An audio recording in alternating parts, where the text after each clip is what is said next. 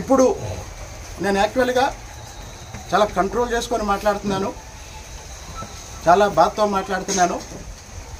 ఒకటి మాత్రం చెప్తాను, ఇంకో విషయం, ఇక్కడ ఉన్న వాళ్ళందరినీ ఒక ప్రశ్న అడుగుతున్నాను చెప్పండి, మీడియా వాళ్ళని కూడా. ఇంత దారుణమైన ఆడియో బయటకు వచ్చిన 10 రోజుల తర్వాత కూడా రమేష్ రెడ్డి మీద పార్టీ పెద్దలు ఎలాంటి చర్యలు తీసుకోలేదు, ఎలా స్పందించలేదు. ఇందులో కనీసం 1% నాలాంటి వాడు ఎవడన్నా మాట్లాడితే ఏం చేసేవాళ్ళు చెప్పండి, ఏం చేసేవాళ్ళు చెప్పండి. అసలు నేను ఏం చేయకపోయినా ఇక్కడ తిరువూరులో ఏదో నేరాలు ఘోరాలు జరుగుతున్నాయని చాలా మంది మీడియాలో చెప్తున్నారు కదా. నా గురించి బయట ఉండి యూట్యూబ్లోనో మీడియాలోనో చర్చలు పెట్టే వాళ్ళకి నేను ఇంతకు ముందు చెప్పాను, ఇప్పుడు చెప్తున్నాను. తిరువూరు వచ్చి జనాన్ని అడగండి, కొలిగిపూడి శ్రీనివాసరావు ఏంటి, కొలిగిపూడి శ్రీనివాసరావు ఏం చేస్తున్నాడు, తిరువూరు వచ్చి జనాన్ని అడగండి. తిరువూరుతో సంబంధం లేకుండా ఎక్కడో హైదరాబాద్లో కూర్చొని లేకపోతే విజయవాడలో కూర్చొని యూట్యూబుల్లో వీడియోలు పెట్టుకున్న వాళ్ళకి ఒకటే చెప్తున్నా, నాకు స్పందించడానికి 1 నిమిషం చాలు. నేను ఈరోజు శాసనసభ సభ్యుడిగా ఉన్నందువల్ల చాలా బ్యాలెన్స్డ్గా, చాలా బాధ్యతాయుతంగా నేను ఏం మాట్లాడినా అది పార్టీకి ఇబ్బంది కలగకుండా ఉండాలన్న ఉద్దేశంతో నేను 12-13 రోజుల నుంచి చాలా చాలా చాలా చాలా కంట్రోల్ చేసుకొని ఉంటున్నా. ఇప్పుడు అడుగుతున్న పార్టీ పెద్దలను కూడా, ఒక గిరిజన మహిళ లోన్ అడిగినందుకు నువ్వు కానీ మీ అక్క కానీ వచ్చి నా దగ్గర పడుకుంటే లోన్ ఇస్తానన్న నాయకుడిని ఈ రోజు వరకు స్పందించలేదంటే, ఇదే మరి ఇతర కులాల నాయకుల నుంచి కూడా ఇతర కులాల వాళ్ళు తప్పు చేసినా కూడా ఇలానే స్పందిస్తారా? కులానికి ఒక న్యాయమా, నాయకుడికి ఒక న్యాయమా? తర్వాత నేను 2-3 రోజుల క్రితం మీడియాలో వార్త చూసా, తిరువూరులో 3 ట్రిప్పర్లు మట్టి తోలుతున్న ట్రిప్పర్ని పట్టుకున్నారు అని. ఆ రోజు 100 ట్రిప్పర్లు తిరువూరు రోడ్ల మీద వెళ్ళినాయి. మరి 97 ట్రిప్పర్లను ఎందుకు వదిలేశారు? 3 ట్రిప్పర్లను ఎందుకు పట్టుకున్నారు? ఎవరు పట్టుకోమంటే పట్టుకున్నారు. సరే పట్టుకున్నారు.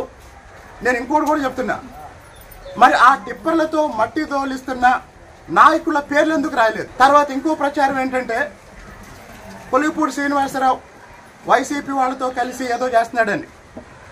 ఇప్పటికీ నేను ఒక వైసీపీ నాయకుడు అక్రమంగా కడుతున్న బిల్డింగు కోల్చమని వెళ్ళినందుకు నా మీద పోలీస్ కేసు పెట్టారు.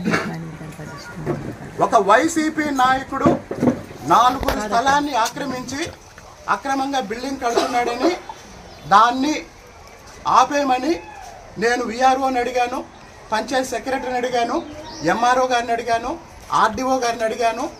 వాళ్ళందరికీ చెప్పిన తర్వాత వాళ్ళు స్పందించకపోతే నేను వెళ్ళాను, నా మీద కేసు పెట్టారు. అంటే ఒక వైసీపీ నాయకుడికి వ్యతిరేకంగా నేను పనిచేస్తే నాకు మీద కేసు పెట్టారు. అలాగనే గోపాలపురంలో ఒక వైసీపీ వార్డు మెంబరు మనం వేసిన సిమెంట్ రోడ్డు మీద కంచేసి ఎవరు నడవకుండా ఆపితే నేను వెళ్ళి ఆ కంచె తీశాను.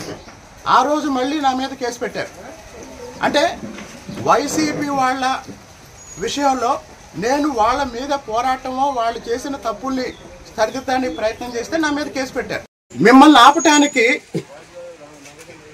మాధవరం గ్రామం వైసీపీ నాయకుడు చిన్నయ్య దొర మిమ్మల్ని ఆపటానికి ఎందుకు ప్రయత్నం చేశాడు? ఇప్పుడు ఇక్కడ దారుణం చేసింది తెలుగుదేశం పార్టీ నాయకుడు రమేష్ రెడ్డి. రమేష్ రెడ్డి అన్యాయం చేశాడు, దారుణం చేశాడు. రమేష్ రెడ్డి నుంచి మాకు న్యాయం చేయండి, రక్షణ కల్పించండి అని తండాల నుంచి మీరు బయలుదేరారు. మరి తెలుగుదేశం పార్టీ నాయకుడు రమేష్ రెడ్డి చేసిన తప్పుల్ని ఎమ్మెల్యే దృష్టికి తీసుకురావడానికి తండాల నుంచి మహిళలు వస్తుంటే వైసీపీ నాయకుడు చిన్నయ్య ద్వారా ఎందుకు రమేష్ రెడ్డి తరఫున మీకు ఫోన్ చేశాడు? మొదటి పాయింట్. మాధవరం వైసీపీ సర్పంచ్ వైకుంఠరావు రమేష్ రెడ్డి తరఫున ఎందుకు ఫోన్ చేశాడు? రమేష్ రెడ్డి 3 సార్లు ఎందుకు ఫోన్ చేశాడు? మీరు బయలుదేరిన తర్వాత వీళ్ళందరూ ఫోన్లు చేశారు. అలాగనే పాస్టర్ జాన్ ఎందుకు మిమ్మల్ని ఆపటానికి ఫోన్ చేశాడు? ఒకవేళ రమేష్ రెడ్డి ఏ తప్పు చేయకపోతే ఎందుకు తప్పించుకొని తిరుగుతున్నాడు? ఎందుకు ట్రాక్టర్లు ఇస్తున్నాడు, డబ్బులు ఇస్తున్నాడు? ఇంకో విషయం, ఎంపీ గారి విషయంలో రమేష్ రెడ్డి చెప్పే మాటల్ని నేను నమ్మటం లేదు. ఇలాంటి విషయాల్లో ఎంపీ గారు సహించడు. తప్పు చేస్తే ఎంపీ గారి దగ్గర కూడా రానివ్వడు. కాబట్టి మీరందరూ తండాల్లో గుర్తుపెట్టుకోండి. రమేష్ రెడ్డి చేసిన దారుణానికి ఎంపీ గారు రమేష్ రెడ్డిని సపోర్ట్ చేయరు. నా మీద ఎంపీ గారు ఈగ వాల్నేడు అని రమేష్ రెడ్డి చెప్తున్న విషయం అబద్ధం. అయితే ఎంపీ గారి ఆఫీసులోనే రమేష్ రెడ్డి రోజంతా కూర్చుంటున్నాడు, అది నిజం.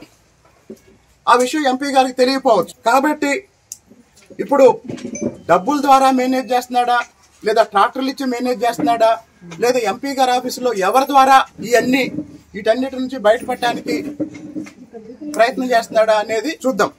నేను ఇప్పటికే 10 రోజుల నుంచి మా ఎంపీ గారికి చెప్పాను, జిల్లా అధ్యక్షుడికి చెప్పాను, రాష్ట్ర పార్టీ అధ్యక్షుడికి చెప్పాను. అలాగనే తిరువూరు నియోజకవర్గం తెలుగుదేశం పార్టీ సమన్వయకర్, తెలుగుదేశం పార్టీ పరిశీలకుడైనటువంటి మా నాయకుడు చిట్టాపర్తిని చిట్టిబాబు గారికి చెప్పాను. వీళ్ళందరికీ చెప్పాను. అయినా ఇంతవరకు ఎట్లాంటి యాక్షన్ తీసుకోలేదు. నేను ఇంకో విషయం చెప్తున్నా. నా మీద 3-4 సార్లు రకరకాల ఆరోపణలు చేశారు. దేని మీదైనా సాక్ష్యం ఉందా చెప్పండి. తిరువూరు నియోజకవర్గంలో ఒక వర్గం మీడియా, ఒక వర్గం నాయకులు నా మీద చేస్తున్న ఏ ఆరోపణకైనా సాక్ష్యం ఉందా? బయట కూర్చొని తిరువూరు నియోజకవర్గం గురించి, కొలిగిపూడి శ్రీనివాసరావు గురించి మీడియాలో మాట్లాడే వాళ్ళందరికీ నేను ఓపెన్ ఛాలెంజ్. మీరు చెప్పిన టైము, మీరు చెప్పిన డేటు తిరువూరులో ఎక్కడైనా సరే ఒక పబ్లిక్ డిబేట్ పెట్టండి, నేను వస్తా. తిరువూరులో ఎక్కడైనా సరే. నేను కాదు, నా తరఫున సాధారణ కార్యకర్తలు వస్తారు. అన్ని వర్గాలు అందరూ అభివృద్ధి చెందాలి, పిల్లల్ని చదివించాలి, చదువుకున్న వాళ్ళకి ఉద్యోగాలు రావాలి. ఈరోజు నేను చాలా ఖర్చు పెట్టి డిహెచ్ఈకి ఉచిత కోచింగ్ ఇస్తున్నాం. దాని గురించి ఎవరైనా పబ్లిసిటీ ఇస్తున్నారా? పోనీ పబ్లిసిటీ ఇవ్వమని నేను ఎప్పుడైనా అడిగానా? చెప్పండి. నేను ప్రతిరోజు చాలా కార్యక్రమాలు చేస్తా. అసలు నేనే పబ్లిసిటీ చేసుకోను. నేను ఎక్కడికైనా వెళ్ళిన మీడియాను కూడా తీసుకెళ్ళను. ఈరోజు 10 రూపాయలు పనిచేసిన వాళ్ళు 100 రూపాయలు మీడియాలో చూపించుకుంటున్నారు. నేను 100 రూపాయలు పనిచేసి కూడా ₹1 కూడా నేను ఈరోజు మీడియాలో చూపించట్లేదు. ఎవరన్నా నాతో ఉన్నవాళ్ళు, వాళ్ళు తీసిన ఫోటోలు, వాళ్ళు తీసిన వీడియోలు సోషల్ మీడియాలో షేర్ చేయటమే తప్ప. చాలా మంది అనుకుంటున్నారు కొలిగిపూడి శ్రీనివాసరావు మాట్లాడలేదేంటి, కొలిగిపూడి శ్రీనివాసరావు మౌనంగా ఉంటున్నాడు ఏంటి. జగన్మోహన్ రెడ్డి కన్నా మంచి పరిపాలన అందించమని జనం మనకు ఓట్లేశారు. రోజు జగన్ తిట్టమని ఓట్లేయలేదు. జగన్ చేసిన తప్పుల్ని చేయకుండా జగన్ కన్నా మంచి పాలన అందించమని ఓట్లేశారు. నేను అసెంబ్లీలో మాట్లాడింది కూడా తిరువూరులో ఉన్న సమస్యల గురించి మాట్లాడాను, రాజకీయాల గురించి మాట్లాడలే. రాజకీయాలు మొదలు పెడితే నాకన్నా నక్కివాడు మాట్లాడలేడు, లేదా చాలా మంది కన్నా చాలా ఎక్కువ తెలిసినారు. చాలా మంది తెలియని విషయం ఏంటంటే, నేను మాట్లాడిన వార్తే, నేను మాట్లాడకపోయినా వార్తే. కానీ మనం మాట్లాడితే దానివల్ల ప్రజలకు లాభం ఉండాలి, దానివల్ల సమాజానికి లాభం ఉండాలి. నేను 5 ఏళ్ళు అమరావతి గురించి మాట్లాడా. నేను మాట్లాడిన ప్రతి మాట కోట్ల మంది విన్నారు. ఈరోజు మన అదృష్టం, చంద్రబాబు నాయుడు గారు ముఖ్యమంత్రి అయ్యారు, అమరావతి మళ్లీ మొదలైంది, పోలవరం పరుగు పెడుతుంది. ఒక పక్క చంద్రబాబు నాయుడు గారి నాయకత్వంలో అభివృద్ధి జరుగుతుంది, ఇంకో పక్క తిరువూరు నియోజకవర్గంలో ఈ మధ్య కాలంలో నాగార్జున సాగర్ కాలం నుంచి మన పంటలకు రావాల్సిన నీళ్లు రాక పంటలు ఎండిపోయే పరిస్థితి ఏర్పడితే, నేను కాలువలంట తిరిగి తెలంగాణ అధికారులతో మాట్లాడి, మన అధికారులతో మాట్లాడి, దండం పెట్టి బతిమలాడి రకరకాలుగా ప్రయత్నం చేసి కొన్ని నీళ్లు సంపాదించారు.